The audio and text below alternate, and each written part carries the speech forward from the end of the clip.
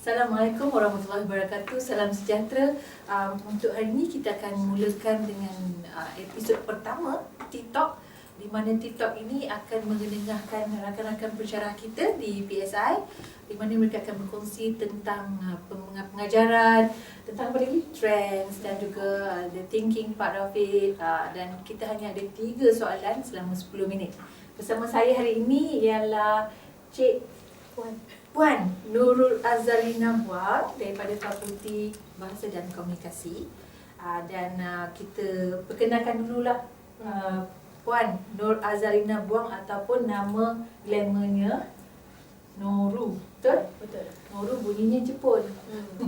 Sebab pensyarah juga pensyarah daripada bahasa Jepun. Okey, boleh Noru kenalkan diri. Okey, pertama sekali saya nak buat pembetulan sedikit. Saya bukan pensyarah, saya hanya guru bahasa Guru Jepun. juga pensyarah. Saya hanya guru bahasa Jepun dan latar belakang pendidikan saya pun bukan berasal daripada bahasa Jepun itu sendiri. Jadi saya mempunyai diploma perguruan Malaysia, Okey. yang mana double major, bahasa Inggeris dan juga pendidikan jasmani kesihatan. Okey. Pernah berkhidmat di bawah Kementerian Pendidikan selama 3 tahun setengah, hampir 4 tahun lah, di sekolah Kebangsaan Tok Edo, Besut Terengganu, sebelum menyambung pelajaran ke Jepun. Macam mana boleh pilih bahasa Jepun tu daripada PJ Daripada orang sukan lasak tu kan, tiba-tiba boleh Jepun. lompat jauh. Oh tu jauh.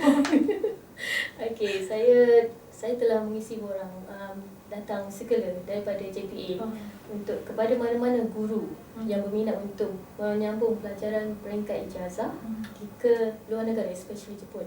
Jadi waktu tu terbit minat, rasa untuk, walaupun zero knowledge tentang bahasa Jepun, so saya kata tak ada masalah, try. Cuba dan Alhamdulillah 2 sesi interview telah dijalankan. Pertama secara lisan, yang kedua bertulis. Dan yang bertulis. Okey, yang pertama tu lepas. Okey, dia panggil untuk kursus selama 3 bulan. Di Intake Shah Alam Seksyen 17, tempat persediaan. Kemudian setelah tamat kursus 3 bulan, semua ujian lepas dengan berjaya, baru dihantar terus ke Jepun selama 5 tahun di bawah JPA. 5 tahun. Mesti banyak pengalaman kat sana Alhamdulillah, pengalaman yang tak dapat orang bagi pada saya. Di PSS ni, bila bermula career di PSS? Okey, saya bermula kerjaya setelah saya menamatkan saya punya perkhidmatan dengan Kementerian Pelajaran. Balik daripada tahun 2009, saya mula masuk ke Sekolah Menengah Tinggi Melaka, mengajar sebagai guru bahasa asing di sekolah tersebut selama 1 tahun. Kemudian saya fikir, saya rasa saya nak jumpa lebih jauh lagi sesuatu yang orang kata selama ni daripada children and then teenagers, adult students. Saya nak jumpa pelbagai versi pelajar ni. Jadi saya kata, okay, why not I try my best to be in here. Saya cuba, Alhamdulillah dapat. Tapi dengan syarat saya kena letak jawatan untuk datang ke sini. Jadi Alhamdulillah tahun 2010 bulan 5 saya mula berkhidmat dengan OPSI. Ada berapa kursus bahasa Jepun yang diajar kat situ? Kursus bahasa Jepun dia tawarkan sebanyak 3 aras. Aras pertama, 2 dan 3. Aras pertama bagi saya, kesemua 3 aras ni sebenarnya masih lagi peringkat basic. Tapi dia diwarnai, saya membentuk pelajar dengan cara, walaupun itu basic, kita ubah kefahaman dari segi dia bercambah. Daripada yang kita dapat basic, budak pelajar kita boleh diperkayakan dengan benda-benda lain lagi dalam proses tersebut. Dan tempoh masa 1 tahun setengah. Kalau mereka mengikuti kursus 1 tahun setengah, betul-betul 1 tahun setengah ni, Alhamdulillah belajar daripada zero knowledge kepada boleh menulis, boleh membaca. Itu daripada tahun berapa tu mengajar? Saya mengajar di sini mula pada tahun 2010, tapi bahasa Jepun dah mula sejak tahun sebelum tu lagi. Sejak pusat bahasa lagi. Jadi saya masuk ketika pusat bahasa ingin dibubarkan ketika tu. Okey, one question. Question number 1. Apakah fahaman ataupun prinsip ataupun pegangan tentang mengajar pembelajaran di universiti? Yang Nurul pegang lah, itulah prinsipnya. Okey, bagi saya kalau mengajar di universiti kita kena treat pelajar sebagai adult student. Okey, bukannya budak-budak sekolah dekat sekolah yang kita boleh marah tiada hari. Jadi mereka sebenarnya lebih rapat dengan kita. Kalau kita layan mereka sebagai orang yang boleh kita get along sama-sama. Jadi dalam masa yang sama kita boleh juga kontrol walaupun kita friendly term badan mesti tegas. Dalam dua kaedah yang berbeza ni, jadi orang akan nampak okay, mana satu nak kena orang macam mana. Jadi kita kena attract student tu. Attract dia dengan cara kita lebih tahu minat dia.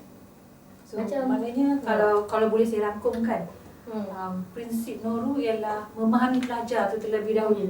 Baru and then the learning will it will be fun. Bila kita kenal pelajar, okay, dah kenal apa yang dia mahu dalam kursus kita. Memang kita mengajar mengikut apa sukatan.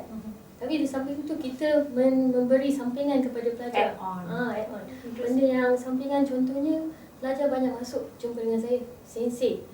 Sensei maksud dia guru. Anime ni tengok tak? Anime ni budaya anime. Jadi itu adalah trend semasa.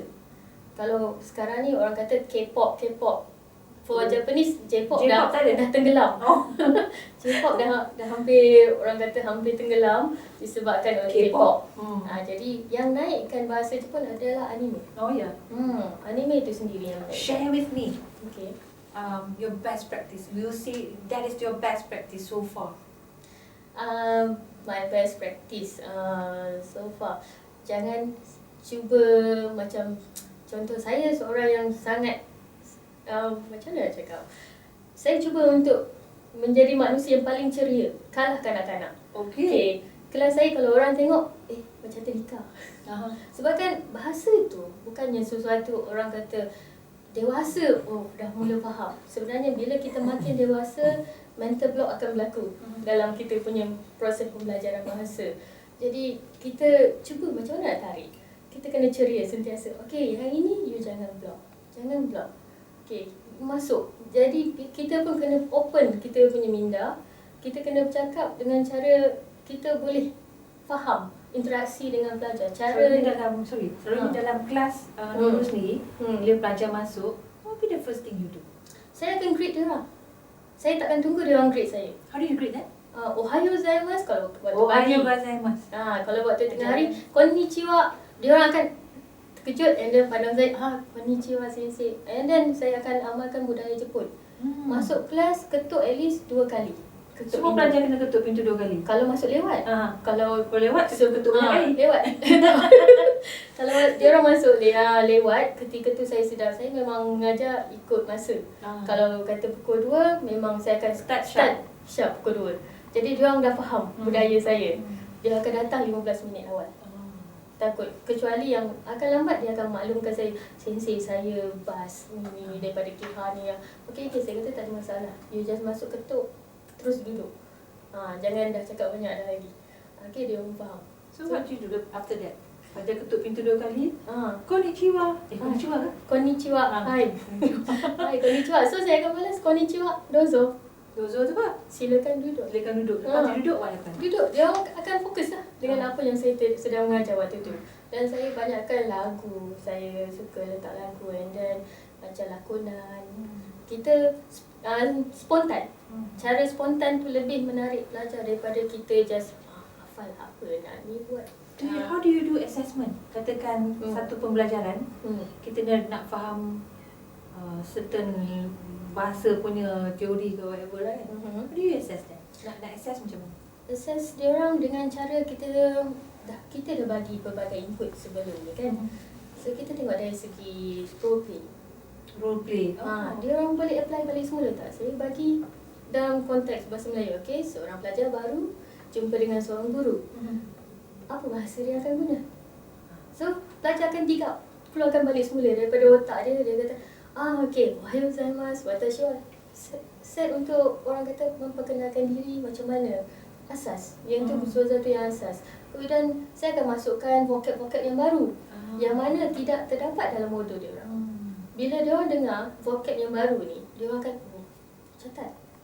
Pelajar saya akan catat dan kemudian dia akan cuba untuk ingat, and then jumpa saya mana, kalau dia ada query ke apa, dia akan terus tanya. Dan bagi saya seorang yang open book. Kalau student nak tanya ke apa ke, tanya terus. Tanya terus. Especially dalam Facebook. 24 hours. So you have Facebook Yeah. to connect with your students? Yes. Oh, great.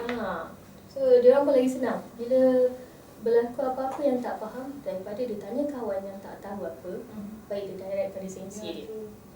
Secara direct, tak kira masa, pukul 1 pagi pun, sensei saya ada kemusykilan. Boleh saya tanya ni? Okay, tanya sebelum saya tidur. Okay, dia pun akan tanya. Dan saya pun bagi student saya untuk access saya punya beberapa slide yang saya buat dalam Freezy. Sekarang ni saya lebih gemar pada teknologi Freezy. Okay, Freezy yang mana lebih musra alam daripada kita guna PowerPoint. In what way? In what way? Contohnya, okay, dia dari segi zooming, okay, daripada fakta. Kalau kita tengok PowerPoint, hanya static, 2D saja kan. Okay, bila kita start zooming daripada satu tempat ke satu tempat, and then ada video, dia punya streaming video pun laju, tak ada masalah. Kita dah boleh download semua lengkap. So you have technology in your classroom as well? Yes. Students are comfortable with that? Yes. Dia orang pun sangat-sangat berhutang budi. Dia orang kata, dia kata sangat-sangat macam, walaupun saya untuk level 2 saya pelajar RAS2, saya dah mewajibkan dia orang untuk buat menggunakan Freezy.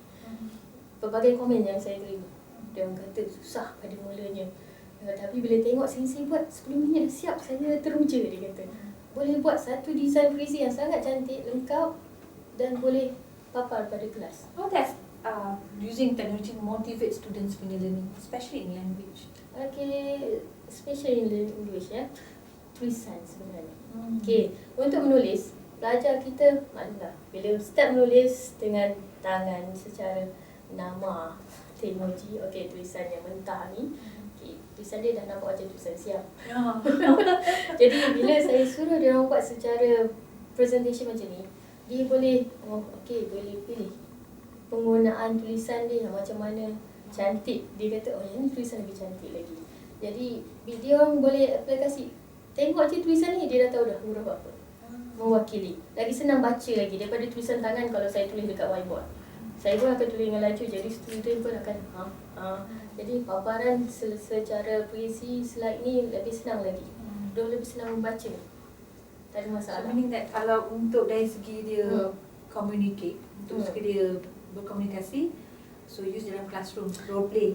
In terms of dia nak belajar tulisan, you galakkan gunakan apa, Nurul galakkan gunakan macam-macam teknologi yang ada software dalam komputer, even dalam Android. Kalau saya suruh macam-macam, dia orang boleh download daripada Play Store. Macam contohnya e-dictionary, JED, Japanese English Dictionary. Terus tak ada masalah dah lagi, tak ada beli buku tebal bawa, sebab banyakkan student menggunakan Android. Jadi bila download benda-benda ni lagi senang lagi. Untuk belajar tulisan Cina, kanji, lagi senang lagi tulis dekat atas tu.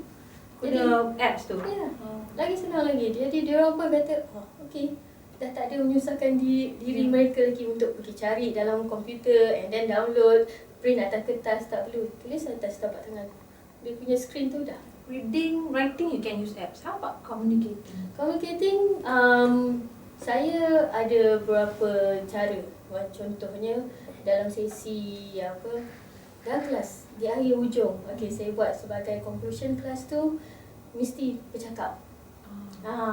Aktiviti yang kena bercakap macam mana pun. Saya akan pusing satu kelas tu. Dan saya punya style, teknik saya mengajar pun, saya tak pernah duduk di kursi. Student saya sangat risau. Bila saya bergerak, saya akan jadi macam dia orang. Dia orang tak nampak mana sensei. Jadi saya dah sama saiz dengan dia orang dah. Bergerak. Saya bergerak sama dengan dia orang. Bila dia orang nak tanya soalan, salah orang. Okay, fine. Jadi dia orang akan buka suara dengan kuat, jadi saya boleh betulkan pronunciation dia orang. Pronunciation tu paling penting sebenarnya. Bila kita mengajar jumlah, contohnya untuk kelas satu bahasa asing, okay, paling ideal pelajar adalah 15 orang, paling ideal sebenarnya. Tapi disebabkan tak boleh, hanya di opsi terdapat 2 orang saja untuk bahasa Jepun. okey. 2 orang saja yang mana kami kena cater satu universiti. Satu universiti. Okey. Jumlah pelajar paling ramai pun dalam 25 orang. Had maksimum. Sebelum ni saya pernah mengajar sampai 38. Jadi saya rasa itu suatu yang amat-amat sukar. Mencabar pun ya sukar sebab kita kena dengar seorang-seorang tu bercakap. Itu masalah satu. Jadi bila student ni nak bersuara, nak keluar suara dah takut sebab ramai kan. Bila kuantiti yang sedikit, dia orang tak ada cara untuk mengelak. Kena bercakap. Yang tu saya paling seronok. Saya kata jumlah kuantiti tidak penting bagi saya. Kualiti lagi penting. Bila pelajar yang sedikit, saya rasa seronok. Dia punya nikmat mengajar tu lagi tinggi lagi. So kita boleh, orang yang ni kita tanya 10 kali pun, kalau dia bagi feedback yang berbeza, macam mana kita boleh betulkan. Nurul, can say you have like lots of things. Using technology, communication, human touch. What is your plan for your future teaching and learning? Do you have already thought of like any innovation or perancangan PNP untuk masa depan? Perancangan PNP untuk masa depan. Setakat ni masih lagi dalam perancangan saya untuk contoh bagaimana untuk membuat pelajar tu senang ingat tulisan Jepun. Okey. Kalau sebelum ni saya pernah gunakan teknik, saya pernah cuba dalam satu kelompok yang kecil. Keberkesanannya ada, cuma yang itu di peringkat sekolah menengah. Saya belum lagi cuba untuk pelajar dewasa ni lagi. Contohnya mini whiteboard. Kalau dalam bahasa Jepunnya mini whiteboard. Whiteboard. Mini whiteboard. So satu kertas A4, okey, kita laminate, bawa sendiri pen marker yang Untuk pen whiteboard punya. Whiteboard. Whiteboard tu kan. Okey. So kita tulis. Kita sebut tulis, pelajar tulis. Dan keberkesanan tu untuk sekolah menengah saya nampak. The university saya masih lagi belum lagi. Saya mungkin akan cuba. Okay. All the best for you. Nurul, we would like to thank you so much for being with us today. Saya cakap English pula.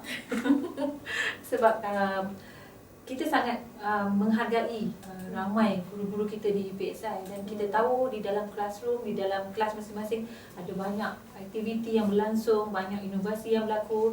We would like to thank you so much for coming to our session today, and I know that people will benefit from it. Dan kita juga mengharapkan segala perancangan Nurul di masa akan datang itu akan diberkati Allah dan berjaya. Thank you so much. Thank you for coming. Thank you.